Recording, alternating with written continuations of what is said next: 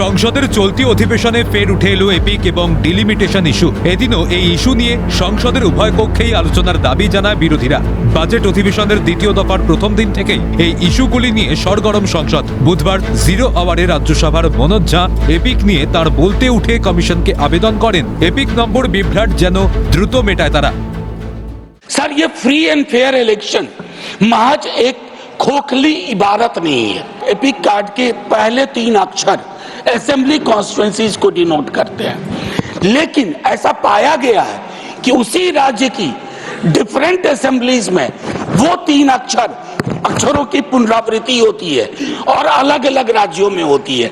एक आग्रह है कि सदन की ओर से जाए एक गंभीर सवाल कि तुरंत ये तय करें इलेक्शन कमीशन कि एक्सटेंट क्या है डुप्लीकेट एपिक कार्ड का, इन्वेस्टिगेट करो कि ये फ्रॉड कहां से उत्पन्न हुआ और अर्जेंट करेक्टिव मेजर, और उसके साथ साथ ये इलेक्शन कमीशन एक सेपरेट लिस्ट इशू करे voter deletion, new additions and modifications.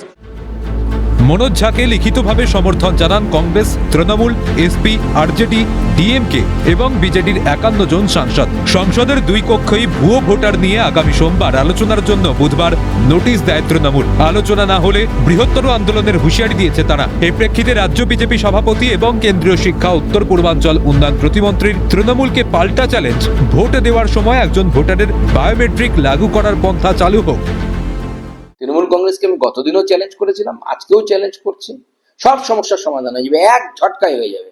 আপনারা দাবি তুলুন যে বায়োমেট্রিক যে আমাদের সিস্টেম আছে সেই সিস্টেমকে ভোটিং সিস্টেমে লাগু করার জন্য, অর্থাৎ একজন ভোটার যাবে, তিনি তার রেটিনা বা ফিঙ্গারপ্রিন্ট দেবেন, দিয়ে তার আইডেন্টিটি কনফার্ম হবে, তারপরে তিনি ভোট কেন্দ্রে ঢুকবেন।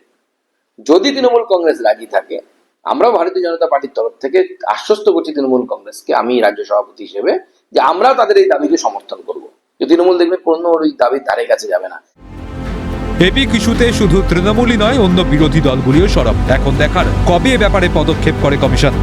দিল্লি থেকে ইন্দ্রাণী দাশগুপ্তের রিপোর্ট, ক্যালকাটা নিউজ।